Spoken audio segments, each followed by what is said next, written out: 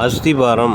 உபத்திரவம் பொறுமை பரீட்சை நம்பிக்கையையும் உண்டாக்குகிறதென்று நாங்கள் அறிந்து மேன்மை பாராட்டுகிறோம். ரோமர் 5:3-4. ஒரு கட்டிடம் கட்டுவதற்கு அஸ்திபாரம் அவசியம். குழி தோண்டாமல் அஸ்திபாரம் போட முடியாது.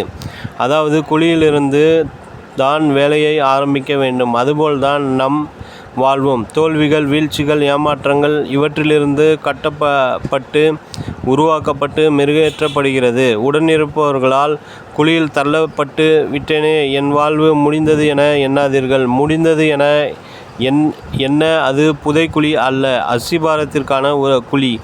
இனிதான் உங்கள் வாழ்வு கட்டி எழுப்பப்பட போகிறது. தேவனே தூக்கி எடுத்து நம்மை உருவாக்கி உயர்த்துவார். மொர்தெகாய் அரண்மனை வாசலில் நின்று உள்ளே வெளியே வரும் நபர்களை பார்த்து கொண்டு இருக்கிறவராய் தான் இருந்தார். தெரியாமலேயே எதிரி வளர்ந்து கொண்டிருந்தான். இவர் செய்த நன்மையும் நினைக்கப்படவில்லை. தன் இனத்திற்கே ஆபத்தான நிலை. இந்த நிலையில் மொர்தெகாய் பொறுமையினாலும் கர்த்தர் மீது வைத்த நம்பிக்கையினாலும் மனதைரியம் பெறுகிறார். அன்றே உயர்த்தப்படுகிறார். இதே போன்றுதான் உங்கள் உயர்வும் இருக்கும். யோசேப்பின் உயர்வும் அப்படித்தான் இருந்தது. தேவன் அடைபட்ட நெருக்கப்பட்ட சூழல் போன்றவற்றை அனுமதிப்பார். ஆனால் எதுவுமே உங்களை மேற்கொள்ள விட மாட்டார். ஏனெனில் கிறிஸ்து நம்மை உருவாக்கி ஜெயம் பெற செய்வார். சீவப்படாத பென்சிலை பயன்படுத்த முடியாது.